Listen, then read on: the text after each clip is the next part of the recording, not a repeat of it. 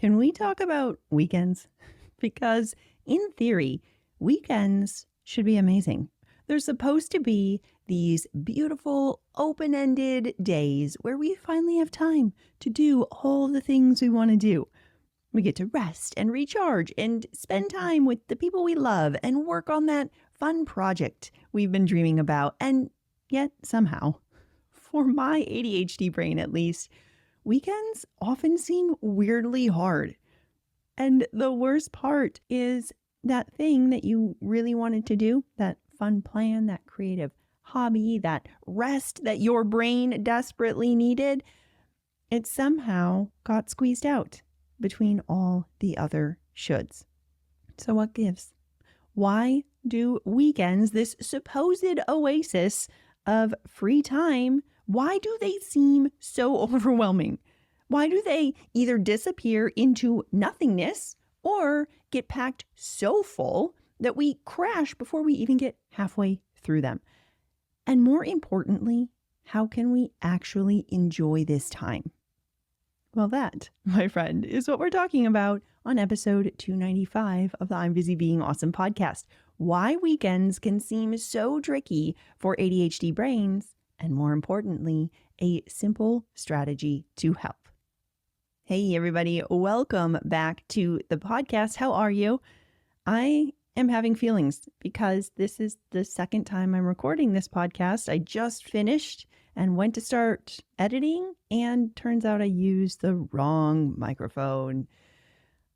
So I had the wrong setting in my software, and now we're doing it again. So hey, let's talk about weekends, shall we? And how weekends can essentially be, at least for me, for years, a perfect storm. Okay. Weekends can really be kind of this perfect storm for many ADHD brains.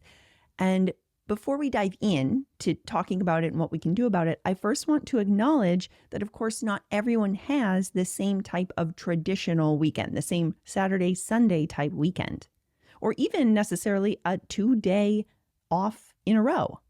Maybe you work in emergency medicine, or you're a firefighter and you work 24 hours on and then you have 48 hours off or something like that. So whether you're someone who has more of a traditional weekend or your non-work days fall at a different time throughout the week, please know that the concepts we're talking about today still stand, whatever type of weekend or time off work you navigate.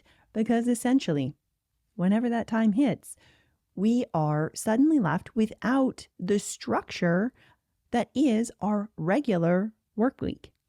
And because of that, we usually have a million competing different priorities, and time blindness usually runs the show, and we wildly overestimate what we can do in a single afternoon.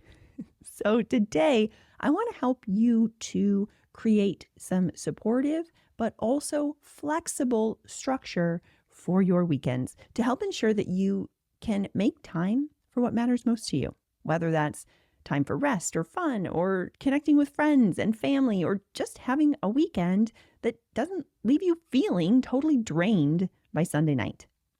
Because the truth is, weekends don't actually have to feel chaotic. If we can put in some supports to work with our brains, we can add that additional scaffolding that removes the friction and brings in some ease. So let's talk about it. Let's dive in. Now, on the surface, as I mentioned, weekends seem like they should be easier, right? Many of us don't have additional meetings or deadlines, or we don't have those early morning alarms with the pressure to get into rush hour traffic and get to work on time. But somehow, weekends are also often more complicated. They seem so hard. And what I'd like to do first is take a look behind the scenes to figure out why that is. And I'm going to share 6 key reasons that I've noticed for myself about why weekends can seem quite challenging. So if my examples are oddly specific, that's because this is drawn directly from my own experience most weekends until I really started implementing this strategy. Okay. So let's talk about why weekends can seem a bit challenging. You may not navigate all of them, and you may navigate something totally different that I didn't include. But these 6 are the ones that came up most often for me. So number 1, first and foremost, is that loss of structure. So during the week, we do tend to have more of that built-in scaffolding. There's either work or school, or we have scheduled calls or appointments. We have these things that really kind of reinforce more of a sense of routine. Even if we don't necessarily love that routine, or it doesn't seem totally predictable, we have some sense of normalcy with regular things going on. And then the weekend rolls around, and suddenly the predictability that was there shifts.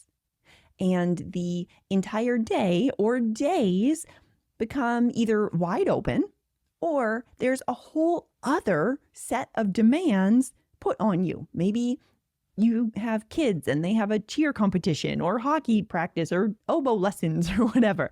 And while it seems like the shift in schedule and often less strict demand on our time, in theory, might be freeing, instead, for many of us, not all of us, but for many of us, it can leave us feeling a bit untethered, a bit lost, a little bit like, where am I in space and time? Because without that structure, a lot of times decision fatigue, analysis paralysis, they set in quickly. And we think to ourselves, well, should I start with errands? Should I maybe relax? Should I go see my friend? Oh, I should probably clean, or do I want to work on that project? Or on the flip side, hyperfocus might come into play and totally hijack the day. And we maybe start that small project in the kitchen or whatever, and suddenly hours and hours and hours and hours have passed. We're super hungry. We basically forgot we had bodies, and we have no idea how our Saturday disappeared. And without even realizing it, we kind of slide into this weekend free fall, and we're bouncing between indecision or decision fatigue and procrastinating and distraction and the occasional hyper-focus rabbit hole. And all of that can really put up an obstacle for actually enjoying our weekends. Now, the second reason that I see come up, at least for me and certainly some of my clients as well, is unclear priorities. So this is kind of building on that decision fatigue from a lack of structure. But there's also something uniquely challenging about prioritization and the number of different choices that we face on the weekend. There are so many ways that we could spend this time. And for an ADHD brain, that abundance of options is basically an invitation for the brain to start spinning in overwhelming thoughts, right? Well, should I start with chores and errands and cleaning? I mean, I do want to start with a clean slate on Monday, or should I do those plans with my friend or with my sister? I mean, I do want to see people, but also getting my act together to actually leave the house is a whole thing. But what about the fun stuff? I know I'm supposed to be doing something that's fun, and I've been meaning to get back into that hobby, and that sounds great, but also do I have all the supplies I need? And rest. I know I'm supposed to rest. Do I do that first? Why am I so stressed? Does any of this sound familiar? It's not always that we don't know what to do. It's that our brain struggles to prioritize what actually matters most in the moment. So we end up bouncing between a bunch of different things, starting and stopping, avoiding everything altogether, right? Because it all seems like too much. So that's number 2. Number 3 is this struggle with finding your balance between social and rest time. Now, this is certainly one of my biggest obstacles that I navigate on the weekends, knowing my true capacity ahead of time. Because doing something social, going out, doing a bunch of stuff, it usually seems like such a great idea when I make the plan on a Monday or a Tuesday. I can't wait to catch up. I can't wait to get out of the house and do the fun thing. And then Saturday comes and I'm like, who made those plans? And suddenly the idea of expending additional energy after a very full week sounds incredibly draining. So with that in mind, some of us, if you're like me, might frequently overbook the weekend, forgetting that doing a bunch of stuff or being around lots of different people, it all requires energy. And then we hit Sunday night feeling exhausted, realizing we never got that downtime we needed. Or on the other hand, maybe we underbook ourselves because we realize, oh, there's been times in the past where I overbooked. I think I just better not do anything. And then we kind of regret that too, because we finally had time to do that fun thing with our friends or whatever, but we didn't plan it. And now it's too late to organize something. And then there's, of course, the fun, well, I'll just fit it in somewhere this weekend approach, like we talked about last week in episode 294, which can leave us either canceling at the last minute or waiting for the very last second to decide, am I going to do it? I don't know. Can I get myself to go? So balancing social time and rest, it's a tricky one because our energy isn't always predictable. And what does sound fun on a Tuesday might not seem super doable. It might seem far too demanding on that Saturday. Or on the flip side, what might sound kind of exhausting now might be exactly what we need if we can take that first step on the weekend. So that's number 3. Number 4 is time blindness and fantasy planning. So here's the thing about ADHD brains, at least many of the ADHD brains I work with. We truly believe we can do all of these things. We put it on the list and we genuinely believe we can get it all done. Side note, this is why I bring down my book and my journal and my crochet stuff every night, even if there's like 30 minutes. Apparently, I think I'm going to squeeze it all in. I don't know. Still do it. It's okay. Then I have a choice. Bringing myself back. So here's the deal. We really do think we can do it all. And that plan for Saturday morning that sounds like errands and groceries and cleaning the house and walking the dog and meal prepping for the week and meeting a friend for coffee and then having time to relax and maybe read that book later. We think we can do that all on a Saturday morning. But the reality, once we start doing it, is that grocery shopping alone takes at least an hour and a half. And then when we're trying to put stuff away, we get distracted by reorganizing the pantry. And suddenly it's 3 p.m. None of the other plans have happened. And you're thinking, what in the actual world? And again, if this sounds oddly specific, it's because it has happened to me multiple times. Not necessarily just the pantry, but many things. Okay. Time blindness makes estimating how long things take seem nearly impossible, especially if they're not usual things that we do.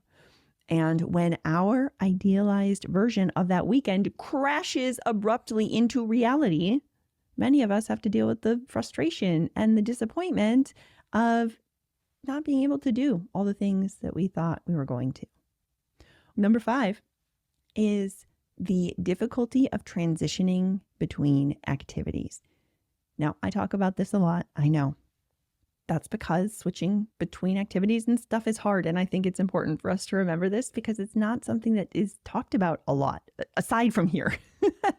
I think that people don't realize the challenge of the cognitive flexibility or our relative inflexibility as ADHD brains. And of course, this is not the case for everybody, but it is for some of us, certainly me. And we have a hard time with those shifts. We get stuck in hyperfocus, or we're doom scrolling, or we're just straight up resisting the next thing that we were going to do. Because transitions require a lot of executive functioning, which is something that many of our ADHD brains really struggle with. So when it comes time to shift from creation mode into rest mode, or doing chores into that next activity or outing, or from one errand into the next, it all can feel quite clunky and rather effortful. Or sometimes we freeze up between those activities and we're not really sure what we're going to do next, and we just kind of freeze. In fact, one of my clients the other day had such a perfect description of it. She said, it's like my system glitches and I just get stuck in the transition. And sometimes someone will say to me, hey, what's going on? And I just find myself glitched, staring at a wall. And I was like, yep, been there. What a great description. Or other times we get stuck in that hyper-focus mode and we're convinced that we can't possibly move on from this one task until it's totally finished.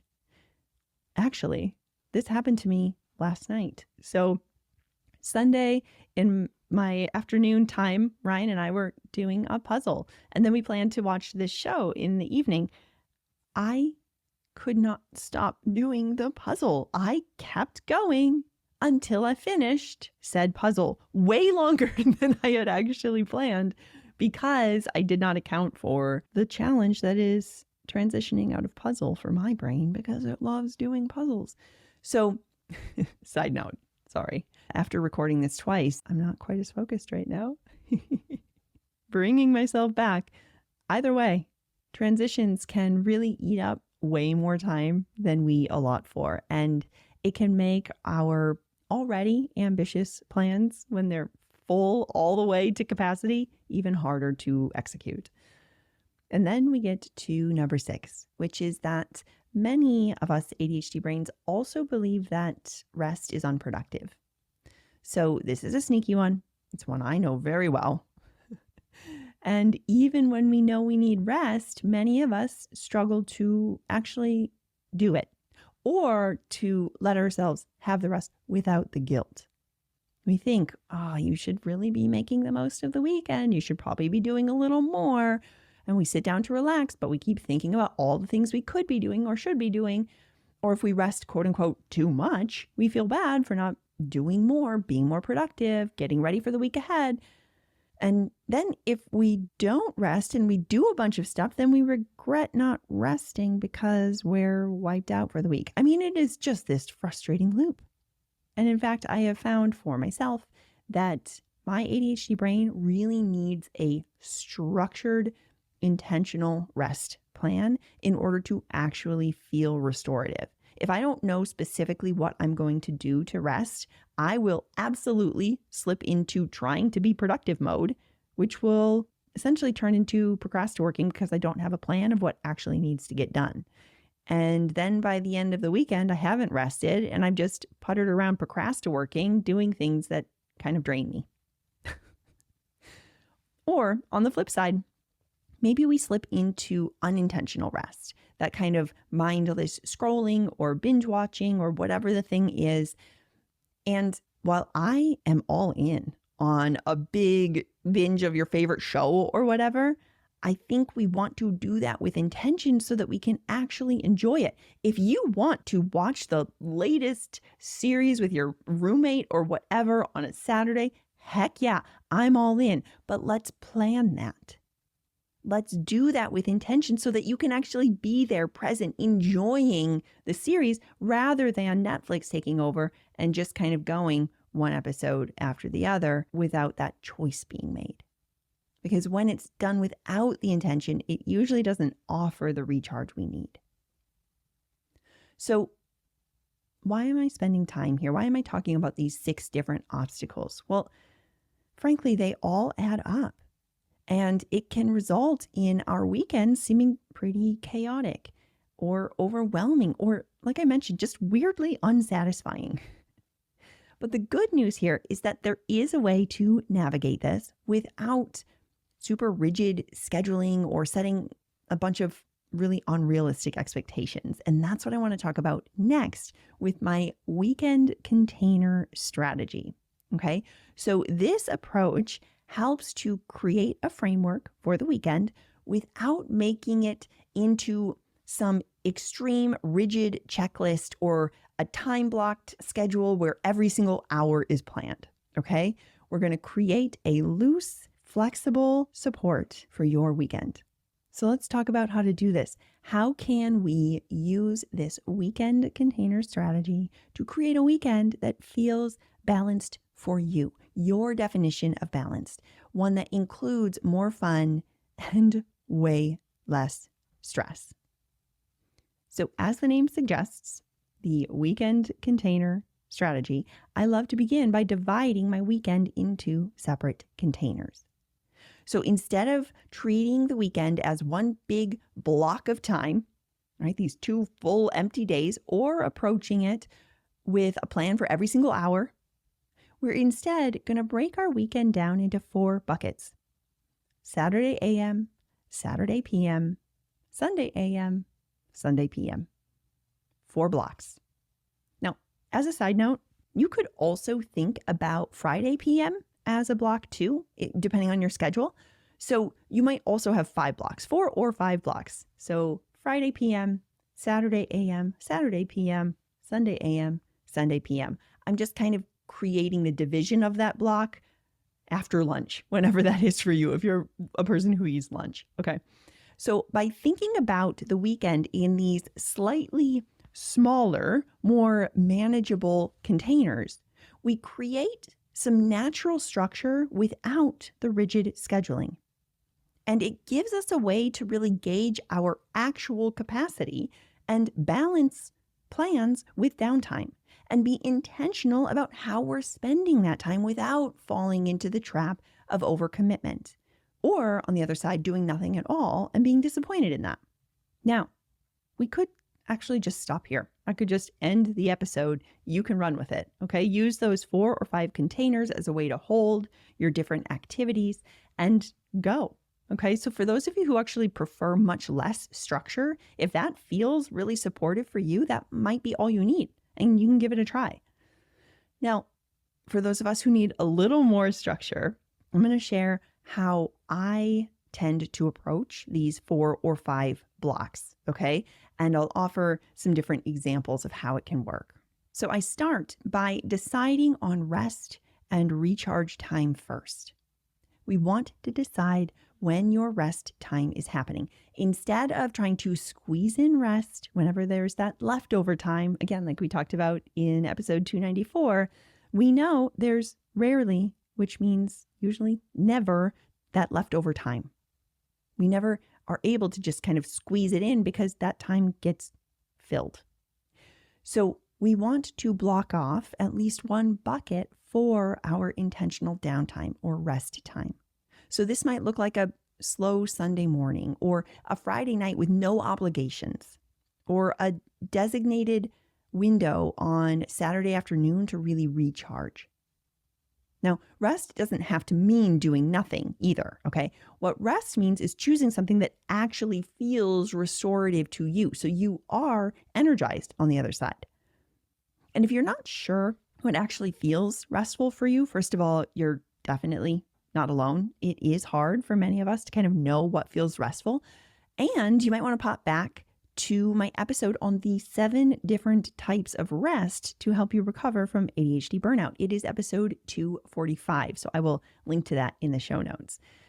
So again, choose your rest buckets first. That doesn't mean you have to do them first, but choose which ones or one they are. Then we get to number 2, which is to assign one key thing per bucket. So this is where we kind of stop fantasy planning from taking over. Instead of having some massive weekend to-do list, we instead pick one main focus or theme per container. So maybe Saturday morning is errands, and then Saturday PM might be that hobby or that project or that writing lesson you want to take or whatever. Sunday might be more social. Maybe you meet your family for brunch. That's what my Sunday morning usually is brunch with my family. Or maybe Sunday evening is reserved for winding down, getting ready for the week. So creating some clearer priorities for each block helps to keep things realistic and flexible. And if something takes a little bit longer or the plans shift, it really usually only affects that one bucket, not the entire weekend. Number 3 is to spend some time thinking about your balance of high energy and low energy activities.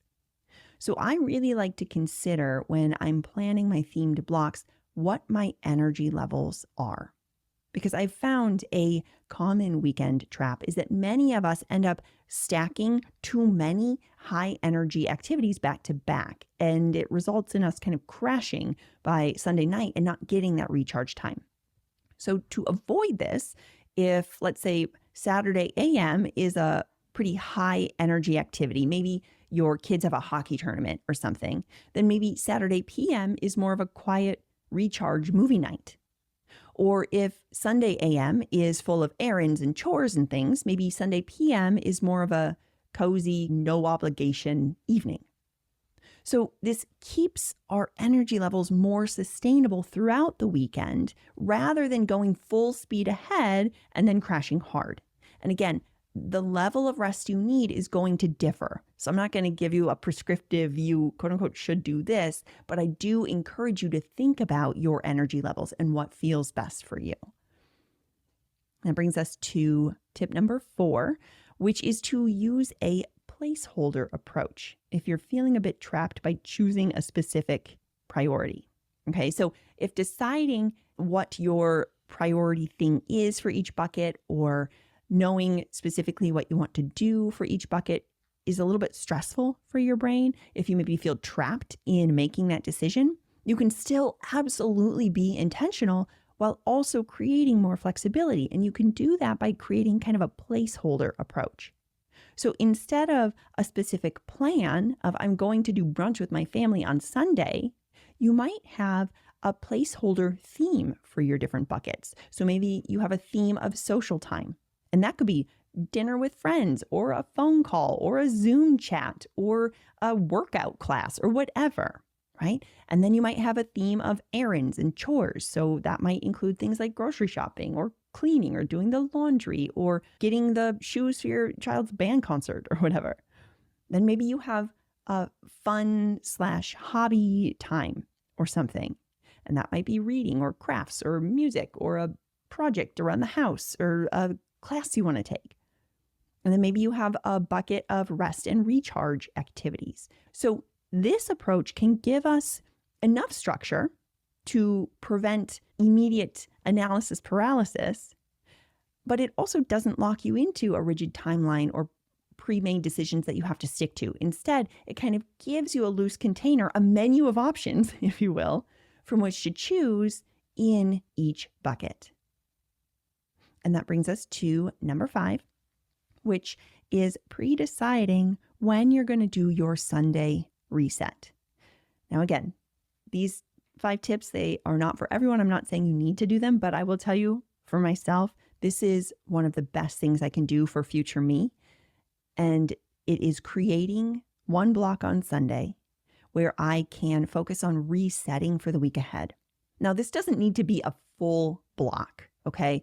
But at some point, let's say during the Sunday PM block, that Sunday afternoon, evening block, I'm going to do something that helps me kind of mentally close out the weekend and then think about the week ahead. Sometimes that might include meal prepping or ordering groceries. It always includes setting up my calendar, my schedule for the week. There's usually some journaling involved, right? And some space to really wind down. So the goal here is to, for myself at least, make that transition as smooth as possible into Monday so that I'm not just thinking that the weekend vanished or like, where am I in space and time? Instead, I know specifically what I'm focused on and I know how the weekend went. I've kind of closed it out and I know what's coming up down the pike. So I love this weekend container strategy. Like I said, my weekends always used to be just really untethered and felt off for so long until I started implementing this different block approach. And I think it's so effective because it does provide that looser structure, which helps to rein in the time blindness and reduce the overwhelm of thinking I have to do all the things. And it helps ensure that the weekend actually includes things we want. And it's not about scheduling every minute. It's instead about giving the brain some structure so we don't end up just wondering where the time went. Because again, weekends can be tricky for us ADHD brains since the built-in structure that we usually rely on during the week disappears. And without that structure, we can get stuck in the decision paralysis or feeling overwhelmed by all the competing priorities and not knowing which one to choose and getting thrown off by time blindness or drained from our unpredictable energy. But by using this more flexible and intentional framework of weekend containers, we really help ourselves to see our actual capacity before we overcommit to a bunch of stuff and finding our definition of balance between social and fun and rest and the different responsibilities we want to do throughout the weekend. It allows us to make space for what matters without trying to do everything at once. And it helps us to adjust when plans change without thinking that the whole weekend is a bust. So here's my challenge for you. I invite you to try it out this weekend. Pick a couple of containers, set an intention or a theme for each one, and notice how it impacts your weekend. And as always, remind your brain, it's just an experiment. Try it out, adjust as needed, find what works for you, and let yourself try something new without the pressure of trying to get it right. Okay? We're just going to play around and see if it feels supportive for your brain. All right, my friends, that's going to do it for us this week. And if you are ready to take these concepts and apply them to your life, if you're ready to learn how to support your ADHD in a way that works best for you, I invite you to check out today's show notes where you can learn more about how we can work together, both in my small group coaching program, We're Busy Being Awesome, and in one-on-one coaching. Also, if you know someone who also finds weekends to be challenging or uncomfortable or just weirdly unsatisfying, would you be a rock star and share this episode with them? You could send it to them in a text message or snap a screenshot and share it on your Instagram stories. And if you do that, be sure to tag me at I'm Busy Being Awesome so I can give you a shout out. Whatever you do, please know that I so appreciate you for tuning in each week and for helping me get these strategies to even more busy, awesome brains who need them. Until next time, keep being awesome. I'll talk with you soon.